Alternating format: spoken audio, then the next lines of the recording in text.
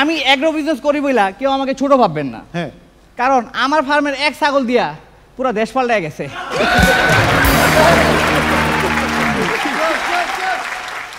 তো হাসতে আসছি অনেকদিন হয়েছে, এখানে এসে একটা জিনিস বুঝছি যে জাজদেরকে সবাই সম্মান করে। হ্যাঁ, জাজরা যখন ডিরেক্টরকে কিছু বলে তো অ্যাগ্রি করে, অ্যাঙ্কর অ্যাগ্রি করে, মেন্টররা অ্যাগ্রি করে, পার্টিসিপেন্টরা অ্যাগ্রি করে।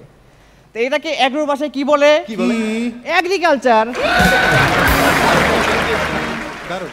আমি এগ্রো বিজনেস করি, তো আমার একটা ফার্ম আছে। আমি এক কনসালটেন্টের কাছে গেলাম, তো বললাম যে আমার মুরগি তো মরে যাচ্ছে, আমি এখন কী করবো? আপনার মুরগি কী খাওয়ান, ভুসি না চাল? আমি বললাম যে ভুসি। কয় না, ভুসি খাওয়ানো যাবে না, চাল খাওয়ান। তার কিছুদিন পর আবার গেলাম যে ভাই আমার মুরগি তো এখনও মরে যাচ্ছে, আমি কী করবো? আপনার মুরগি কী খাওয়ান, পুকুরের পানি না কলের পানি? আমি যে পুকুরের পানি। কেন না, পুকুরের পানি খাওয়ানো যাবে না, কলের পানি খাওয়ান। তার কিছুদিন পর আবার গেলাম যে ভাই আমার ফার্মের মুরগি তো অর্ধেক মরে গেছে, কী করবো? আপনার মুরগি কই রাখেন, টিনের ঘরে না ছনের ঘরে? টিনের ঘরে।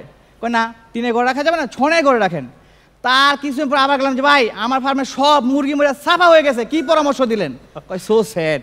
So sad? সো স্যাড কিসের জন্য? কয় না, এই ব্যাপারে আপনাকে আরো পরামর্শ দেওয়ার ছিল।